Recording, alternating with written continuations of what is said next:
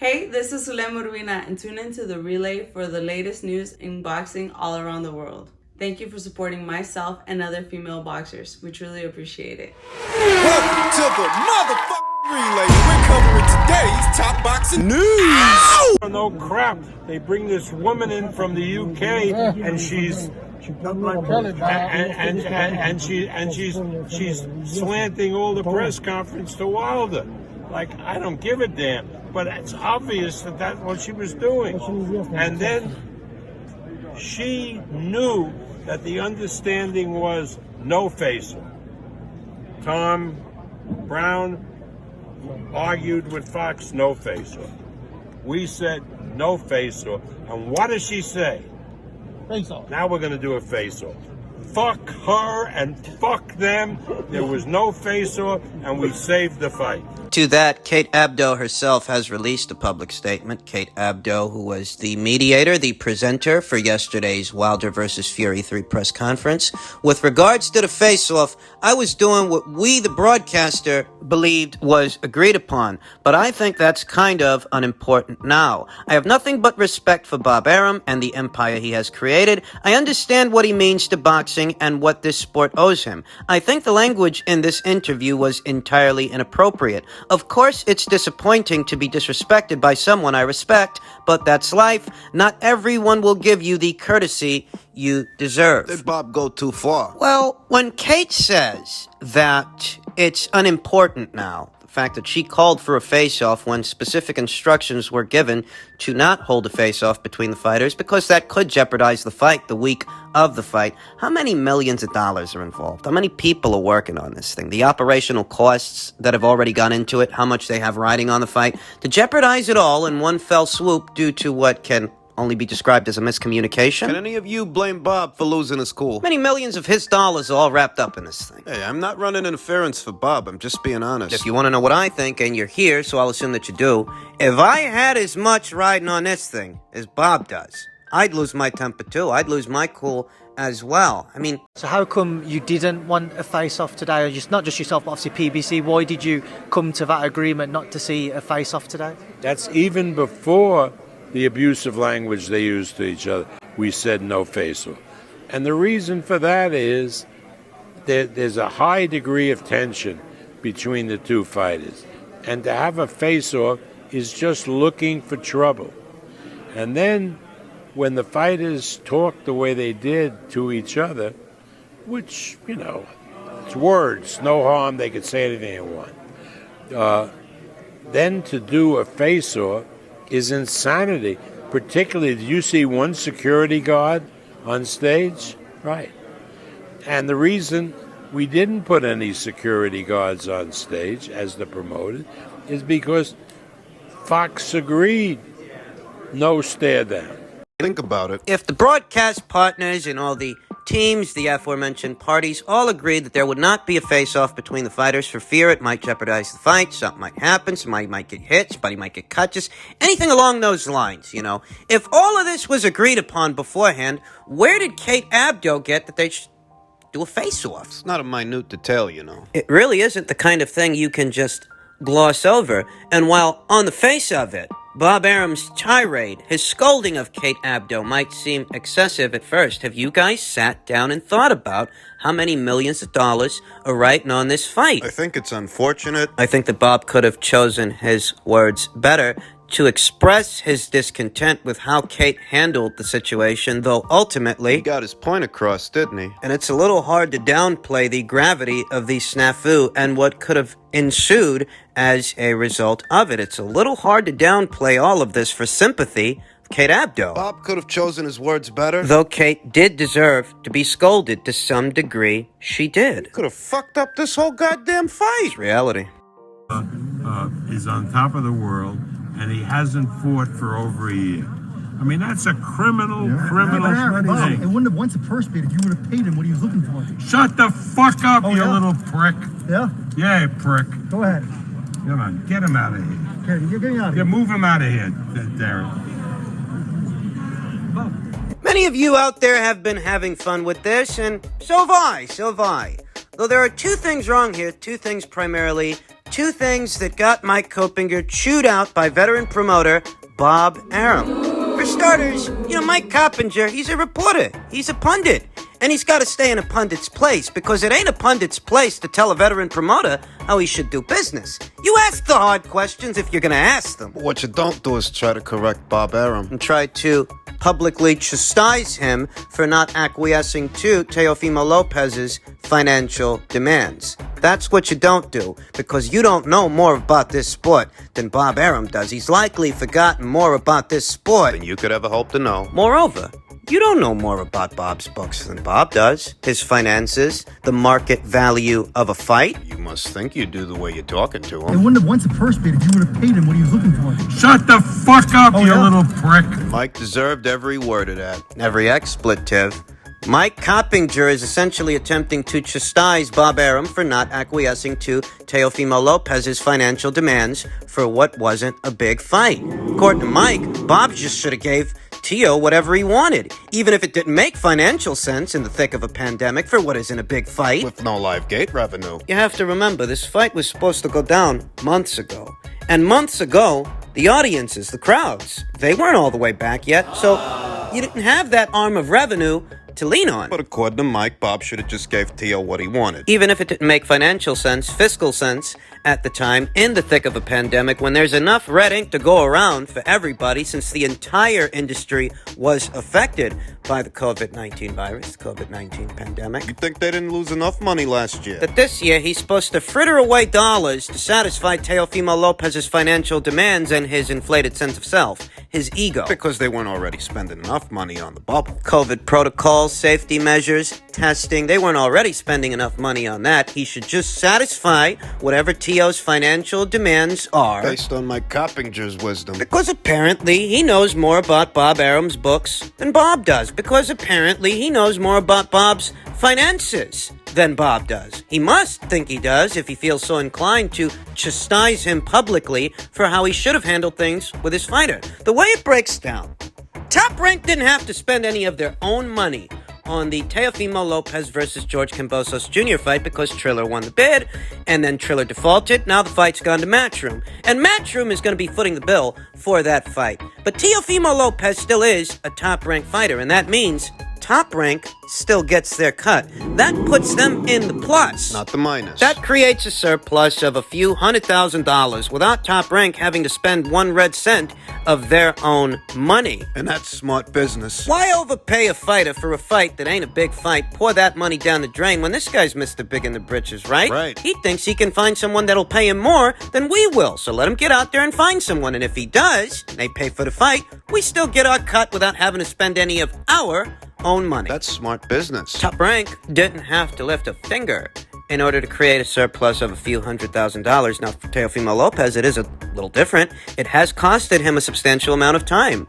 A year, to be exact, and it will be a little over a year the night of the fight. But that's the gamble he wanted to take. That's the He gambit. thought the grass was greener on the other side. And in order to make a little bit more money than he would have made had Top Rank done the fight earlier this year, he sacrificed a year of his career. That's what all of this has costed him. And whether or not it was worth it, well, I'll leave such judgments up to you. So if you want to know what I think, and you're here, so I'll assume that you do, Teofimo Lopez had the option of letting Top Rank do this fight at their price. And no, it's not the price that he wanted, but it would have freed up his schedule to have a much bigger fight later on this year so that he can get 2 paydays in the year of 2021 instead of just one. The way it broke down, this guy's only going to fight once this year, and it's not for that much more money than he would have made had Top Rank done the He fight. got a big head and it's costed him a lot of time. And that's what happened. That bit about Mike Coppinger attempting to scold Bob Arum and instruct him on what he should have done with his own business, his own money, and his own fighter. Let me tell you something, sweetheart. Bob's not gonna pour money down the drain any sooner than Mike would. And that's what Mike's doing, attempting to lecture Bob Arum about how, it never would have got to a purse bid had he just given Teo what he wanted, even though what Teo wanted didn't make sense at the time. All these guys that thought Bob should just acquiesce to what Teofimo wanted.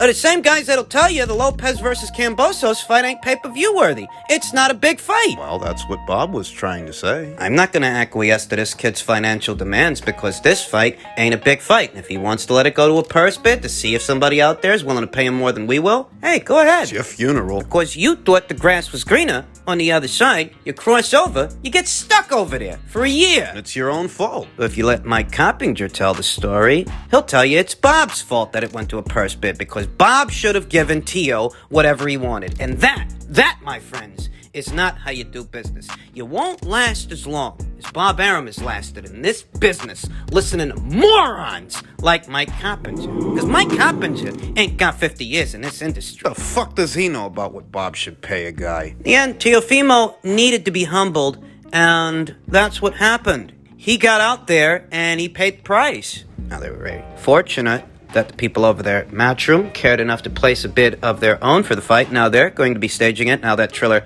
has been found in fault.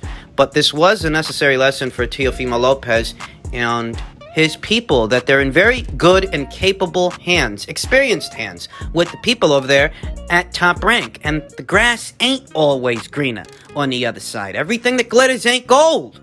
Do it Undisputed. for the lightweight title at 137. It's never been done before, but look, we have YouTubers fighting on this. We have YouTubers fighting The thing here. is, 135 is the limit. So if you don't do 135, technically, it's not. For So why both did titles. the WBA allow Leo Santa Cruz Because and Gervonta it's Davis a to be 30 WBA. and 35? But if we have all the belts, it does count in reality because Teofimo Lopez would be raising a valid point, asking a valid question about the WBA, the Leo Santa Cruz, Gervonta Davis fight, if the WBA didn't already find themselves in hot water for those kinds of practices. We know that the WBA very recently was ordered by the Alphabet Commission to consolidate their world titles because they've got too many secondary titles out there. They've already started phasing them out. That in unison with the WBA just being one of the major four Alphabet organizations, just one of the major four sanctioning bodies. While the WBA might have allowed Gervonta Davis to hold two separate versions of a secondary and primary title at two separate weights, the WBO doesn't abide by that. Yeah, their rules are different. A WBO champion ascending or descending to another weight,